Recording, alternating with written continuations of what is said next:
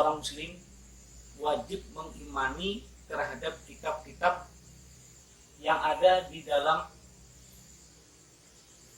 kitab Taurat, kitab Zabur, Injil, dan Al-Quran.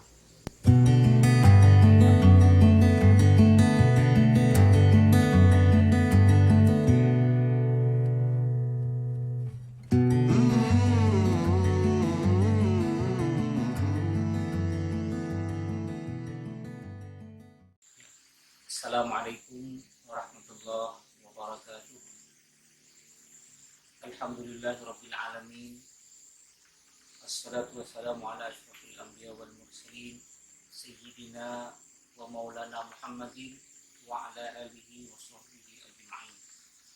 Puji serta syukur kita panjatkan kehadirat Allah Subhanahu wa taala yang telah melimpahkan rahmat dan hidayahnya kepada kita semua.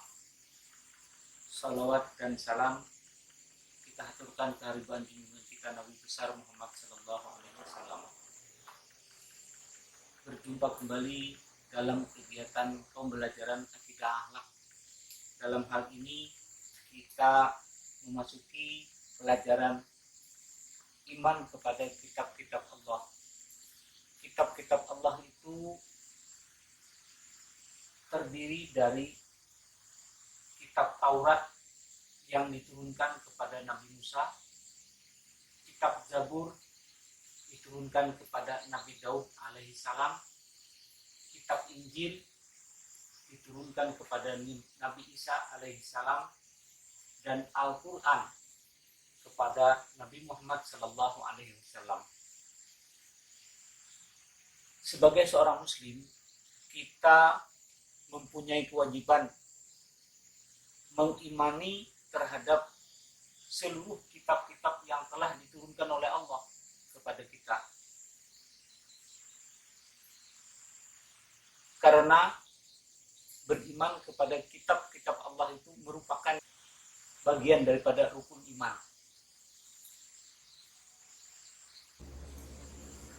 Anak-anak semua, mari kita telahi apa yang dimaksud dengan beriman kepada kitab-kitab Allah Subhanahu wa taala. Beriman kepada kitab-kitab Allah Subhanahu wa taala maksudnya adalah mengimani, meyakini bahwa Allah Subhanahu wa taala telah menurunkan kitab-kitab kepada rasul-rasulnya melalui perantaraan malaikat Jibril untuk dijadikan sebagai pedoman hidup dalam kehidupan sehari-hari.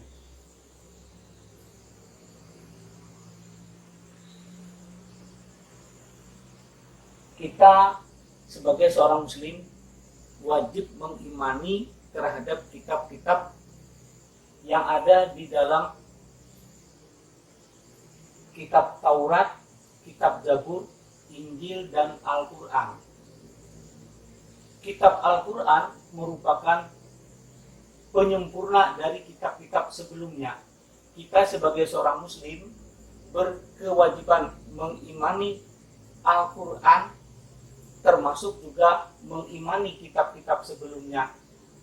Karena Al-Quran merupakan penyempurna kitab-kitab sebelumnya, maka sesuai dengan firman Allah yang berbunyi,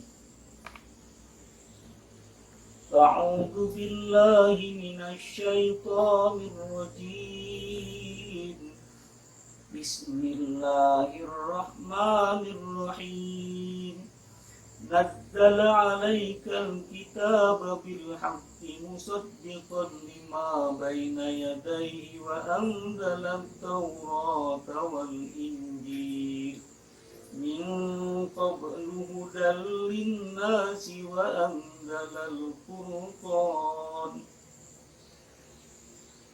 Dia menurunkan Alkitab kepadamu dengan sebenarnya, membenarkan kitab yang telah diturunkan sebelumnya, dan menurunkan Taurat dan Injil sebelum Al-Quran menjadi petunjuk bagi manusia, dan dia menurunkan Al-Furqan, Quran surah Ali Imran ayat 3-4. Dan Allah juga berfirman pada surah yang lain. Bismillahirrahmanirrahim. Ya ayyuhalladzina amanu aminu billahi wa rasulihi wal kitabil ladzi nazzala ala rasulihi wal kitabil ladzi anzala min qabl wa man yakfur billahi wa malaikatihi wa kutubihi wal yawmil akhir faqad dhalla dhalalan ba'ida. Wahai orang-orang yang beriman, tetaplah beriman kepada Allah dan Rasul-Nya dan kepada kitab yang Allah turunkan kepada Rasul-Nya serta kitab yang Allah turunkan sebelumnya. Barang siapa kafir kepada Allah, malaikat-malaikatnya, kitab-kitabnya, rasul-rasulnya, dan hari kemudian, maka sesungguhnya orang itu telah sesat sejauh-jauhnya. Quran Surah An-Nisa ayat 136.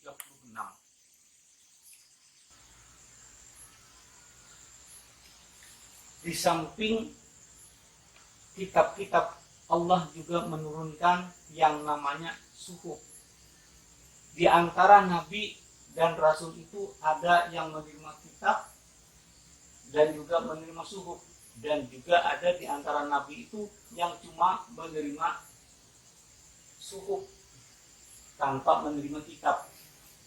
Adapun nabi penerima suhuf itu adalah Nabi Adam 10 suhuf, Nabi Sis 50 suhuf, Idris alaihi salam 30 suhuf, Ibrahim alaihi salam 10 suhuf, Nabi Musa alaihi salam 10 suhuf.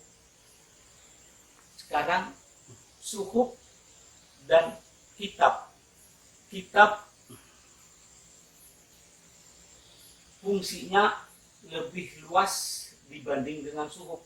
Suhuf merupakan bagian daripada lembaran-lembaran wahyu Allah yang diturunkan kepada para nabi dan rasul untuk menjadi pegangan dan petunjuk, namun tidak mempunyai kewajiban untuk menyampaikan kepada umatnya. Beda dengan Alkitab. Alkitab, para nabi dan rasul itu mempunyai kewajiban untuk menyampaikan kepada umatnya. Demikian yang saya sampaikan pada kesempatan hari ini.